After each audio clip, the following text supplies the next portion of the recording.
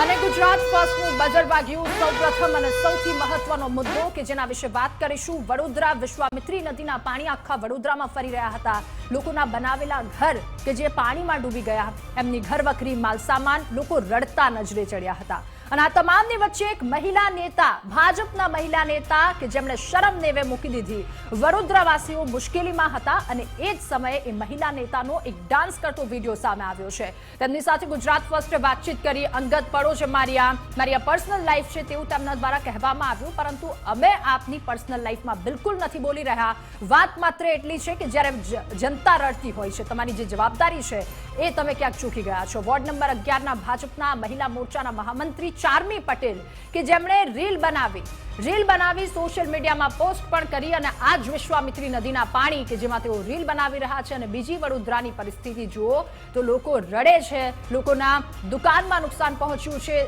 ધંધા રોજગાર બંધ થઈ ગયા લોકોના ઘર પલળી ગયા છે લોકો માટે તકલીફ આ વિશ્વામિત્રી નદીના પાણી અને એ જ પાણીમાં નેતાજી મોજ કરતા નજરે ચડ્યા મહિલા નેતાને લોકો નહીં સોશિયલ મીડિયામાં વ્યૂઝ વધારવાની લાઈવ એમની પડી છે ત્યારે સોશિયલ મીડિયાનો આવો તે કેવો ચસ્કો લાગ્યો છે એક સૌથી મોટો સવાલ ઉઠી રહ્યો છે બિલકુલ અને મહિલાઓ સંવેદનશીલ હોય છે તે આપણે કહેતા હોય છે અને આ તો રાજકારણમાં આવેલા મહિલા છે જે મહિલા સશક્તિકરણની વાતો કરતા હોય છે લોકસેવાની વાતો કરતા હોય છે અને એ જ આશય સાથે હેતુ સાથે રાજકારણમાં આવે છે કે અમે લોકોની સેવા કરવા માંગે છે અને જ્યારે આવી ઘટના બની હોય 6 દિવસ લોકો પૂરના પાણીમાં ફસાયેલા હોય લોકોનું 12 મહિનાનું અનાજ પલળી ગયું હોય અને આ જ પાણીમાં આપણને તરતા મૃતદેહ જોવા મળ્યા છે પશુઓના મૃતદેહ પણ મળ્યા છે અને એ જ પાણીમાં સંવેદના દાખવવાના બદલે લોકોની મદદ આવવાને બદલે આ જે મહિલા નેતા છે તે રીલ બનાવી રહ્યા હતા તે કેટલું યોગ્ય ભલે તેમનો પર્સનલ ટાઈમ હતો તેમનું પર્સનલ એકાઉન્ટ હતું પરંતુ મેડમ તમારે ધ્યાનમાં રાખવું જોઈએ કે તમે જાહેર જીવનમાં છો તમે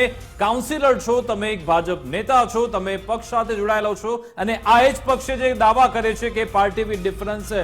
બધી વાતો કરે છે સંવેદનાઓની પરંતુ વારંવાર આવી અસંવેદનશીલતા દાખવવામાં આવે છે સવાલ એ છે કે એક બાજુ લોકો તડપી રહ્યા હતા લોકોને શુદ્ધ આહાર શુદ્ધ ભોજન નહોતું મળતું ત્યારે તમને આવી રીલ્સ બનાવવાનું આખરે સૂઝ્યું જ કેમ કારણ કે ચારે બાજુ વાતાવરણ જેવું હતું સૌ કોઈ દુઃખમાં હતા પીડા ભોગવતા હતા અને તેની વચ્ચે તમે આ ભરપૂર મજા માણી રહ્યા હતા અમારા સહયોગી ઉમંગ રાવલે આજે તેમની સાથે વાતચીત કરી હતી ને તેમાં પણ તેમણે એક જ નિવેદન આપ્યું કે આ તો મારો પર્સનલ ટાઈમ હતો મારા પતિદેવ સાથે હું હતી પરંતુ મેડમ તમે ભૂલી ગયા છો કે તમે જાહેર જીવનમાં છો તમે લોકસેવા માટે અહીંયા આવ્યા છો નહીં કે આ રીતે તમે રીલ્સ બનાવો ને પછી મજાક ઉડાવો લોકોને જાણે કે સીધી જ તમાચો માર્યો છે આ મહિલાએ ઉમંગ આજે આખી તમે વાતચીત કરી હતી આ મેડમ સાથે કેવો અનુભવ તમારો રહ્યો અને શું આ બાબત શરમજનક નથી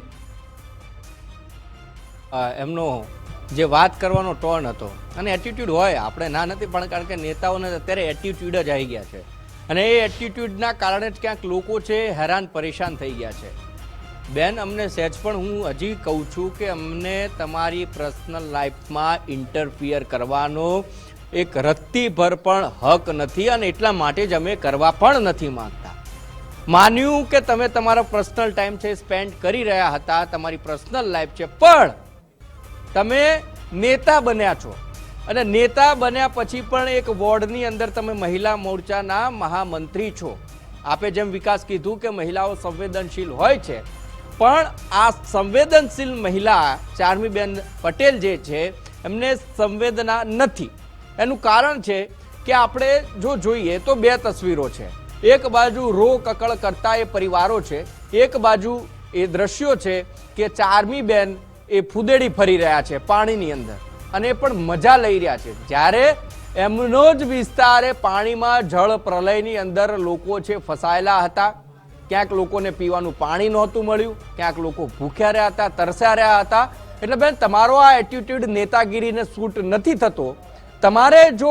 આ જ પ્રકારે સોશિયલ મીડિયાનો અભરખો રાખવો હોય તો તમને છૂટ છે અમે રોકતા પણ નથી ને તમને કોઈ રોકવાવાળું હશે પણ નહીં અને કોઈ રોકે પણ કેમ કારણ કે પોતપોતાની મારી જો પર્સનલ લાઈફ હોય તો મારી લાઈફ છે અને ના જ રોકવા જોઈએ પણ હું જો જાહેર જીવનમાં આવું છું કાલ તો હું કદાચ જો તમારી જગ્યા હોઉં તો લોકો મારી પણ ટીકા અને ટિપ્પણી કરવાના છે એટલે બેન જો જાહેર જીવનમાં આપણે છીએ તો પરિસ્થિતિ જ્યાં ખૂબ અતિ ગંભીર પરિસ્થિતિ છે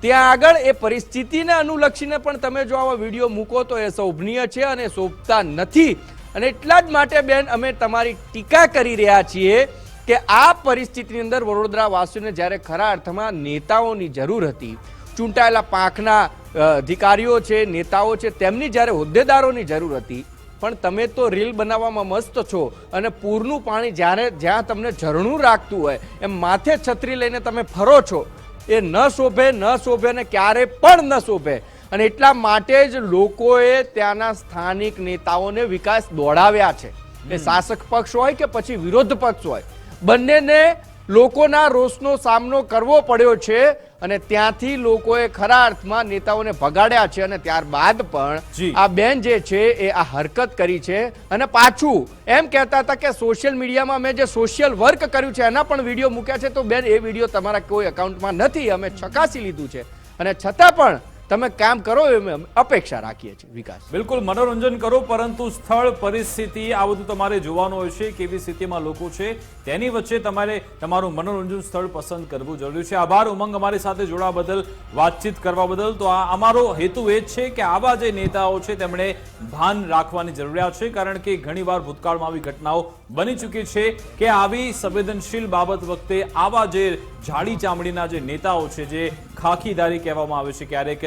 ભગવો પણ ક્યારેક તે ધારણ કરી લેતા, આવા બધા જેટલા લોકો હોય છે તેમણે સુધરવાની જરૂરિયાત હોય છે. અને તેની બાબત આપણે ઘણા એવા વિડીયો પણ બતાવ્યા છે કે જેમાં વડોદરાવાસી એમએલએ ને એવું કહે છે કે તો પછી જ્યાં કોર્પોરેટર ત્યાં પહોંચે એમને એવું કહી દે છે કે હવે તમે 1 કલાક માટે જતા રહો, નહીં ત્યારે બિલકુલ મજા નહીં આવે. આ રોષ કેટલી હદે વ્યાપ્યો હશે વડોદરાવાસીઓમાં, કારણ કે એક ઘર બનાવવું, સપનાનું ઘર બનાવવું એ સરળ વાત નથી, જેને આ નેતાઓ મજાક સમજીને બેઠા છે. અને એ જ જ્યારે આખું વડોદરા રડતું હતું, આખા વડોદરામાં આ પરિસ્થિતિ હતી, એ વખતે આ મેડમ નાચું મેં આજ છમ છમ છમ આમાં ડાન્સ કરી રહ્યા હતા. એટલે તમને શરમ આવી રહી છે? તમે શું કરી રહ્યા છો? તમારી પર્સનલ લાઈફમાં અમને ઇન્ટરફિયર કરવાનો બિલકુલ અધિકાર નથી અને અમને રસ પણ નથી એમાં. પરંતુ જે વડોદરાની પરિસ્થિતિ એમનો છે, પર્સનલ સમય હોઈ શકે છે, પરંતુ આ એ સમય નહોતો કે જ્યારે તમે તમારો પર્સનલ સમય વિતાવો. કારણ કે એક મિનિટ, એક ક્ષણ કેટલી જરૂરી છે. કારણ કે આ જ પક્ષના જે મોટા નેતાઓ એવું કહે છે કે અમે એક મિનિટ અમારું આખું જીવન લોકોની સેવા માટે વિતાવી દઈએ છીએ. અને આ જ પક્ષની મહિલા નેતા છે